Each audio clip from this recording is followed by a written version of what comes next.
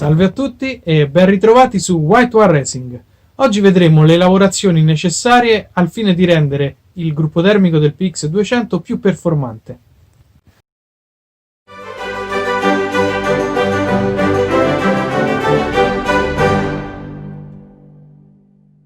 Andiamo nello specifico a vedere quali operazioni bisogna effettuare per migliorare molto le prestazioni del gruppo termico 200 originale senza cambiare pezzi, solamente lavorando i pezzi originali.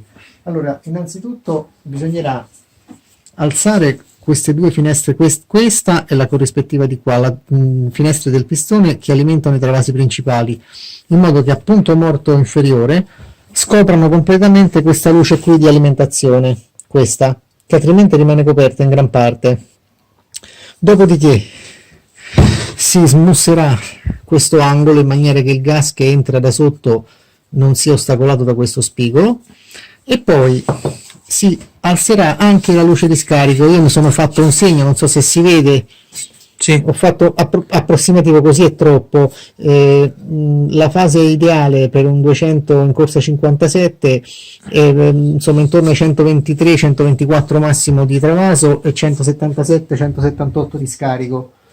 Quindi il cilindro andrà montato con uno spessore sotto che lo alzi di 1 mm, 1 mm e 2, e poi lo scarico andrà ulteriormente alzato per arrivare alla quota desiderata. Questo farà sì che il motore regga anche rapporti di compressione più elevati senza battere. Tra l'altro è stato poi già, questo è un lavoro già fatto, è stato asportato il dente della testa, il gradino, che era quasi 1,5 mm. Uno si interpone tra testa e cilindro questo spessore, in questo caso da 0,8 di rame, più 1 mm sotto al cilindro, quindi complessivamente il motore risulterà appena decompresso da un punto di vista strettamente geometrico rispetto a prima, ma siccome abbiamo intenzione anche di lavorare la valvola di aspirazione e ritardare l'albero di una decina di gradi abbondanti, questo qui farà sì che il riempimento sarà molto maggiore, quindi si arriverà a un equilibrio valido nel quale il motore renderà molto e sarà anche più affidabile.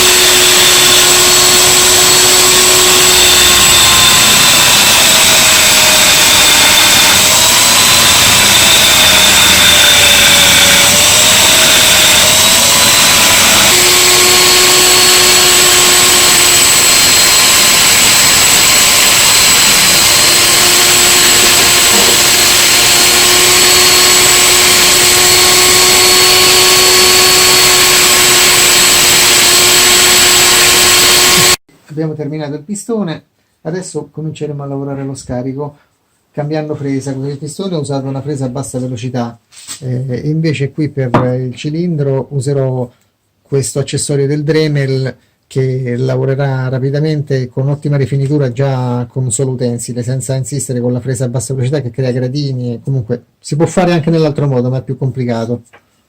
Iniziamo.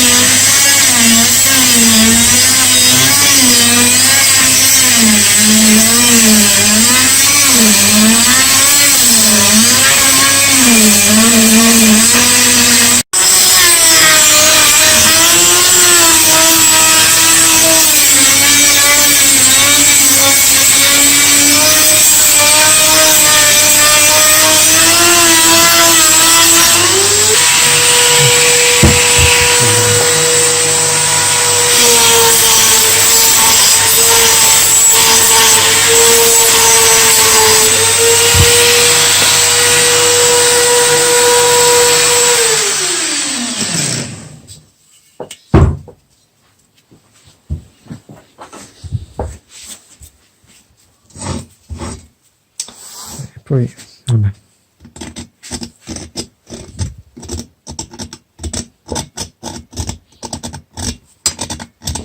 Adesso stiamo togliendo lo spigoletto al travaso fronte scarico.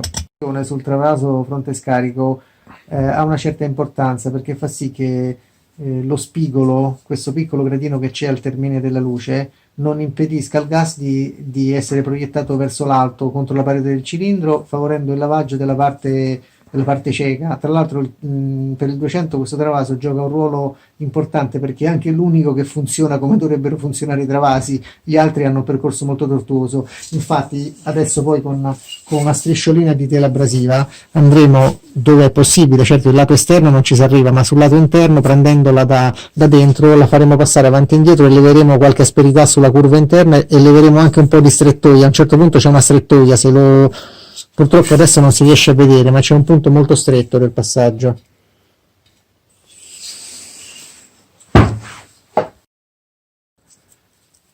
Dopo, oltre ad aver tolto lo spigolo con la lima, adesso andremo a togliere, grazie a questa striscia di tela abrasiva, le asperità della parte interna del condotto del terzo travaso, perché sull'esterna non ci possiamo riuscire perché non abbiamo modo di arrivarci, però già questo fa molto perché si elimina dell'asperità e si allarga anche il condotto verso la fine, che è molto strozzato.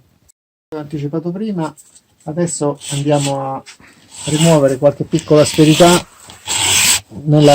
sulla parte interna del travaso di fronte allo scarico e anche a togliere uno spigolo che c'è a un certo punto, una strettoia. E anche all'inizio questa parte qui vi faccio vedere, si elimina il gradino, vedete è già andato via un po'. Queste sono tutte piccole cose che però messe insieme fanno una differenza.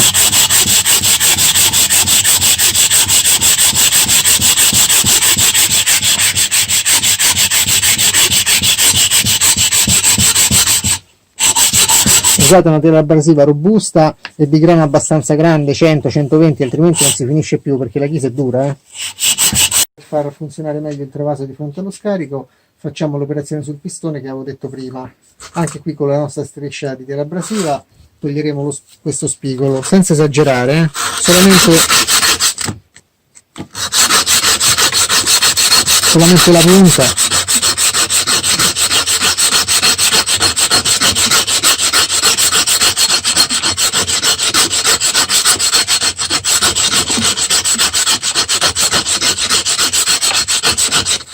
Ecco, più che sufficiente. Adesso rifiniamo con una carta più sottile.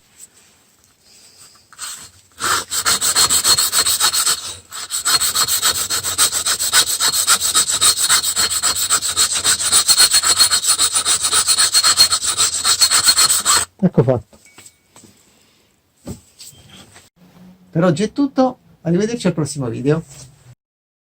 Se ti è piaciuto il video, lascia un like e condividilo con i tuoi amici. E ricorda, White War Racing non è un'officina, ma un'associazione sportiva dilettantistica che prepara motori solo a fini sportivi e solo ai propri associati.